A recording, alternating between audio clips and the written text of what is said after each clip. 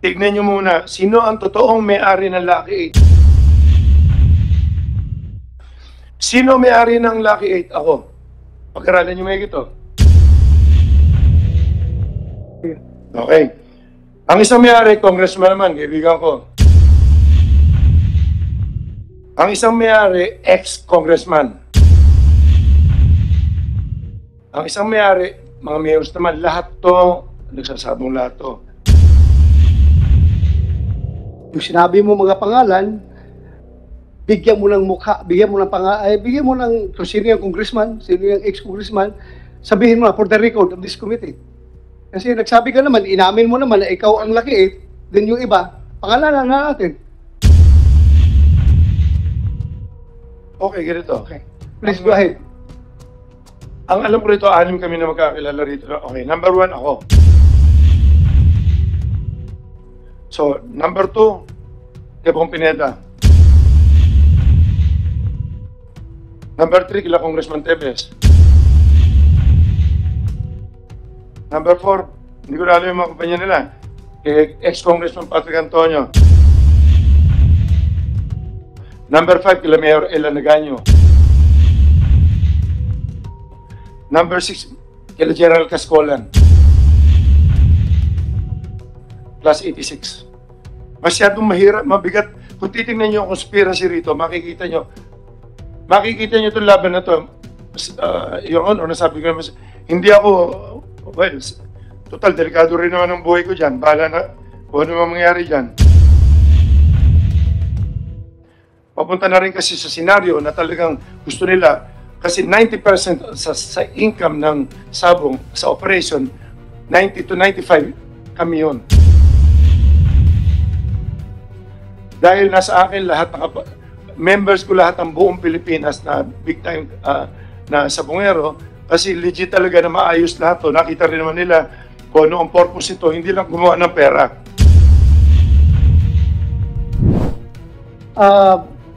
You're raising your hand, Mr. Charlie Atongang.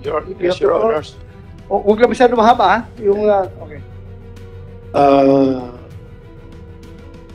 Sasalita po ako sa dalawang bagay. As Lucky 8, inamin ko po, nasabi ko sa inyo, kailangan, pasensya ka, hindi ako narating noon nakaraan dahil kita nyo ng boses ko, tsaka lagi ako inuubo dahil nagka-COVID ako noon nakaraan. Pero, excuse me, negative ka? Negative? May side effect ang ano. Thank you, thank you. Anyway, Continue.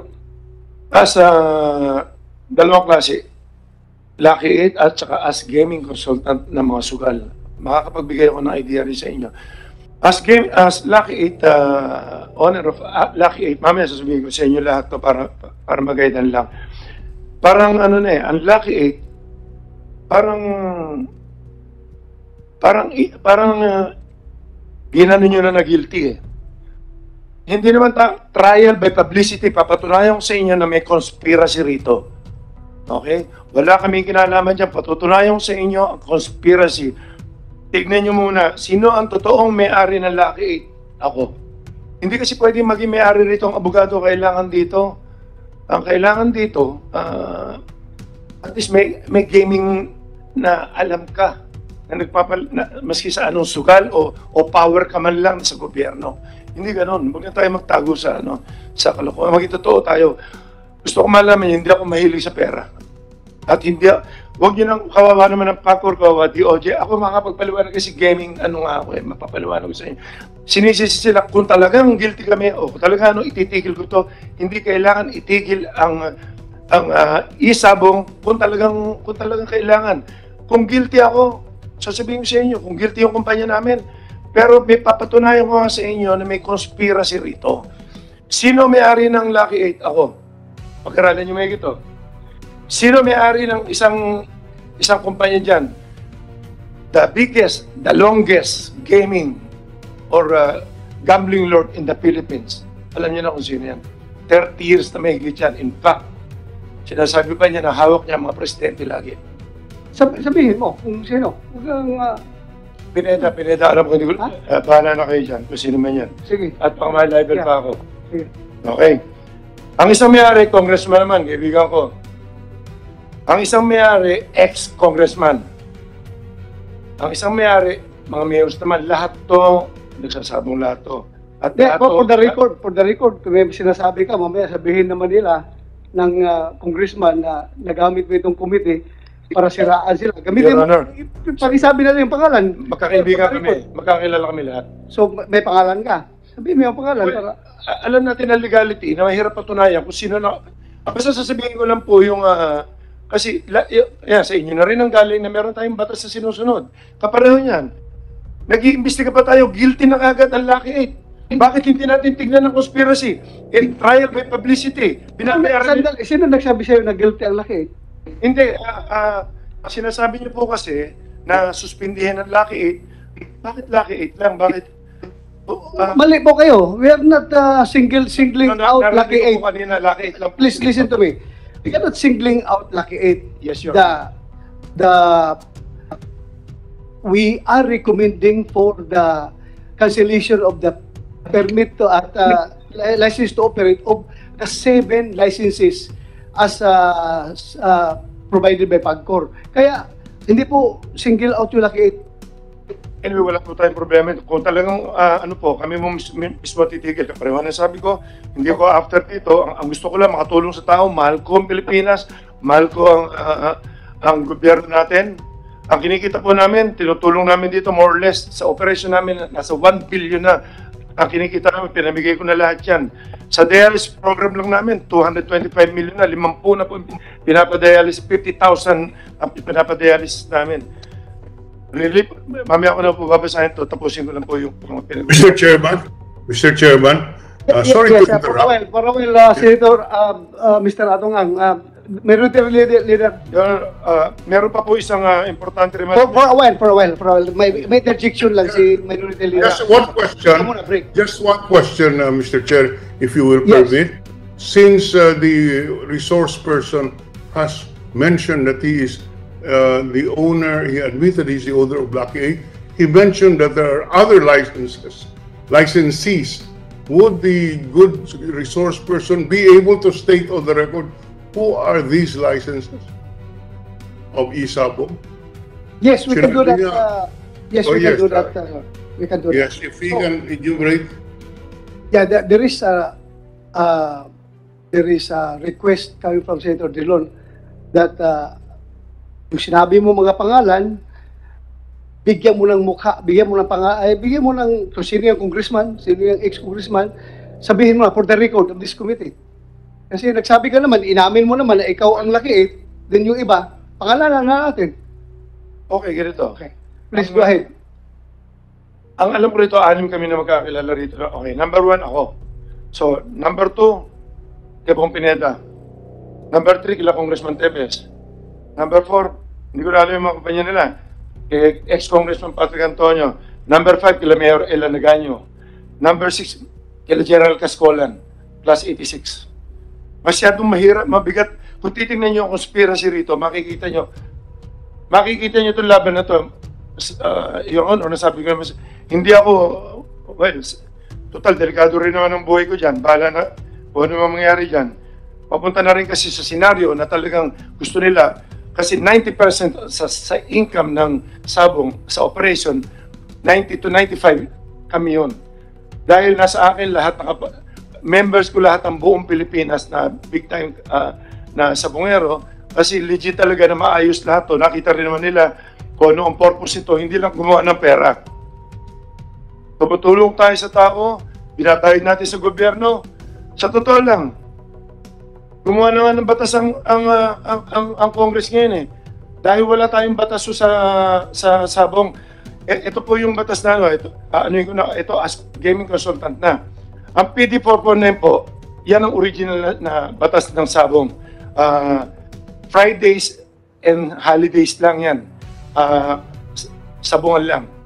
Noong 1994 yan, 1974, inamendya ni Presidente Marcos bago sa bumaba, PD 1802. Inamend siya 1802, tapos after few months, pinalitan na 1802-A, 1981, ginawa niyang Sundays and holidays and regular days. Yan yung tinatawag ng mga pintakasin na. Ang pinakahuling batas ng Sabong. So, ibig sabihin, amended na yung PD 449, sinabi po ni Senator po, amended na po yung PD 449, naging PD 1802 na po yun. Doon po tumitigil at nagkaroon lang na isa pa na Republic Act 7160 noong 1991. Ipinasa sa local government ang paglilisensya at saka pag-aayos ng pag-i-issue ng license and pag-control ng cockfighting inside cockpit only. Doon pumapasok yan. Ngayon, yung pinagtatalunan natin na ang PAGCOR ba may karapatan na umawak ng sabong? Wala karapatan sa sabong ang PAGCOR dahil ang PAGCOR, babalik tayo doon sa local government code na 7160, sila ang kontrol, sila ang mag-i-issue ng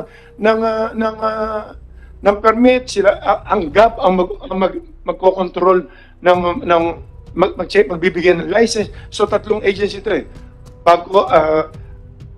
Local government, ang mayor ang mag-i-issue ng permit, building permit, tapos ang GAP ang mag-i-issue ng mga license and everything, mag-monitor ng mga game fixing. Ang bet, ngayon, kaya nakapasok ang PAGCOR dito, dahil sa new technology na. Nung nagsimula na itong mga pandemic na to, tatlo lang kasi ang pwedeng tumanggap na sugal. PAGCOR, PCSO, tsaka horse racing. So, kung ano yung sugal na papasok dyan, may sasalong isa. Pag walang sumalo niyan, ibig sabihin, illegal gambling yan. Ngayon, since pumasok tayo sa online gaming, gumamit tayo ng computer, online na yan. So, kinuha ng PAGCOR na walang ibang kukuha dahil online ka, tsaka pa lang nila kinuha. Wala pa kasi sa batas ng online eh. Ang online gaming, lumabas noong 2005 lang yata yan. Nagsimula lang yan yung mga pogo-pogo. So, ibig sabihin, hindi rin natakil yan, hindi na pag-aralan sa law yan eh. Wala naman kasi yan, new technology yan eh. So, ibig sabihin, kung ano man ang batas na ginagawa ngayon, kapareho nito nung bakit kami nakapag-start maski na may pandemic? Bakit nakapag-video ka? Ang pinagbabawal ng IATF si cockpit. Cockpit lang po yun. Ngayon, nung nag-apply kami, pinag-aralan ko yung legality. Nagpagawa kami ng ordinansa. Tingnan nyo to. Ordinansa, nung time na yun, wala pang PAGCOR, 2001. Nagsimula kami nung ordinansa ng Manila, Lipa, tsaka Santa Cruz. Nagsimula lang kami sa Lipa, tsaka Santa Cruz. Sinasabi sa isang ordinansa, ang ordinansa kasi, yan yung parang Congress ng ating Pilipinas. So sa bayan ng Santa Cruz, or sa bayan ng Lipa, or sa Manila, sinasabi ng ordinansa na itong kumpanyang ito, since kami nagre-regulate, kami ang local government, binibigyan po namin kayo ng authority na magpasabong na magpalabas ng mini cockpit or studio. Ang tawag dito studio. At pinapayagan namin kayo magpasugal sa within the territory ng online, by air or by land. Ibig sabihin nun, pwede tayong gumamit ng online na telepono at pwede tayong tumaya sa betting station na may ticket. Ang betting station na may ticket, bawal pa dahil may nung time na yan, bawal pa dahil may mga COVID nga, bawal yung mga walk-in, bawal yan. So doon kami nag-start, yung tinatanong ni Senator Tolentino, bakit nakapagsimula ang Lockheed? Noong time nung panahon ng COVID, nagsimula kami July 15. Kung kukumpletuhin ko rin itong kwento to para makita niyo yung conspiracy. Kung sino ang mga involved dito. Huwag nyo kami i-condemn na guilty kami dyan sa mga nawawala. Dahil, sasabihin ko rin kung bakit. May isang nawawala dyan eh. For the record, I'll just cut you short. For the record, this committee is not condemning you for the disappearance of the 34 people. Hindi po namin kayo kinukondem. So, please continue your explanation. Bakit laging sa laki binibintang yan? Bakit lagi sa tatlong area mo lagi nangyayari kung may nawawala? Kami lang po ang pinakamalaking operasyon, sa amin lang po talaga lumalaban ang mga nagsasabong sa buong Pilipinas. Pero yung iba lumalaban sa amin, yung iba lumalaban din si Kilabong Pineda, yung iba lumalaban din kila Tevez. So, lahat lumalaban din, umiikot din yan. So, No, I just want to make it clear. Kaya nakasentro dito sa kumpanya ninyo yung investigasyon, hindi nakasentro kay Bong Pineda, hindi nakasentro doon sa ibang mga licensee because yung tatlong mga sabungan kung saan last known location ng mga missing victims, doon sila nalulocate bago sila nawawala. Before they were reported missing, doon sila sa tatlong sabungan yan na pinag-aari ninyo. Kaya bakit naman namin imbestigahan yung ibang licensee na sa inyo naman yung tatlong sabungan? Kaya, klaruin ko lang sa iyo, we are not singling you out.